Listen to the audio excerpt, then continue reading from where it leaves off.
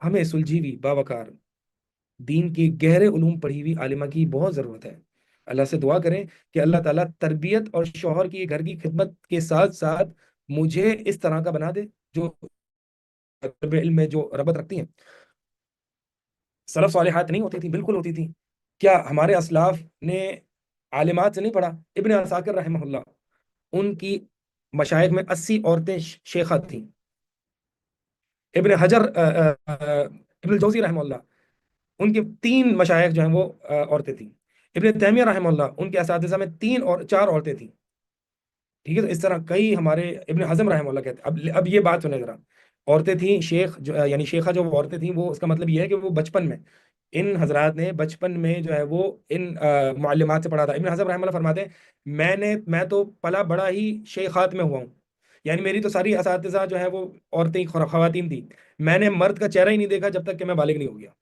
اللہ اکبر، یعنی میں نے اپنے بالغ سے مطلب میں نے نوجوانی میں مرد شیخ کو دیکھا ہے۔ میں تو کسی خالہ پڑھا رہی ہیں، کوئی دادی پڑھا رہی ہیں، کوئی ماں پڑھا رہی ہیں، میں تو انہی لوگوں میں بڑا ہوا ہوں، انہی عورتوں میں۔ تو اب دیکھیں کیا ایسی عورتیں ہمیں نہیں چاہیے؟ ایسی خواتین جو کہ عالمات ہوں، جو کہ قبل البلوغ بچوں کی تربیت کر سکے اپنے اور دوسروں کے۔ کیا ہمیں ایسی خواتین نہیں چاہیے جو ہمیں جو امام بخاری بنا سکیں؟ کیا ہر عورت نے امام بخاری خود بننا ہے؟ کسی نے امام بخاری کی ماں نہیں بننا؟ کہ ہر عورت نے خود امام شافی بن جانا ہے؟ کسی نے امام شافی کی ماں نہیں بننا؟ آپ دیکھیں اکثر خواتین اکثر یہ جو ائمہ ہیں، مالک، شافی، احمد بن حنبل، امام اوزائی، امام شعبہ رحمہم اللہ جمیعا، یہ سارے کے سارے یتیم تھے۔ یہ سارے کون تھے؟ یتیم تھے۔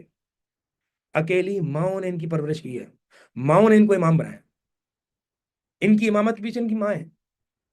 آج ہم یہ جو سمجھتے ہیں نا کہ ماں بننا کوئی دین کی داعیہ نہیں ہے، یہ جو میرا ٹاپک بھی ہے، ایک خاموش داعیہ۔ ماں وہ داعیہ ہوتی ہے کہ جسے دنیا نہیں پہچانتی لیکن عند اللہ وہ مقبول ہوتی ہے۔ عند اللہ وہ سب سے بڑی شیخ اور سب سے بڑی عالمہ ہوتی ہے، کیونکہ ایسے بچے کے پیچھے اپنا جان مال ہر چیز قربان کرتی ہے کہ اس بچے کو محدث یا امام بنا دوں۔ امام مالک رحمہ اللہ کی والدہ، امام مالک فرماتے ہیں میری ماں مجھے امامہ بناتی اور کہتی جاؤ ربیہ کے پاس، ربیہ الرأی کے شیخ ہیں، جاؤ ربیہ کے پاس، ان سے علم سے پہلے ادب سیکھو۔ علم سے پہلے کیا سیکھو؟ ادب سیکھو۔ یہ کس عورت کو پتا ہوگا کہ علم سے پہلے بھی کوئی ادب کی نام کی کوئی چیز ہوتی ہے جس کو سیکھنا ہوتا ہے؟ کس عورت کو پتا ہوگا؟ جس نے علم پڑھا ہوا ہوگا۔ ایک عالمہ جو اپنے بچے کی تربیت کر سکتی ہے وہ غیر عالمہ نہیں کر سکتی۔ ایک عالمہ جس کو قول اللہ و قول رسول اور سلف صالحین اور سلف صالحات اور صحابیات کی زندگیاں پتہ ہوتی ہیں، جس نہج پر اپنے بچے کو وہ امام بنا سکتی ہے، اس طرح کوئی نہیں۔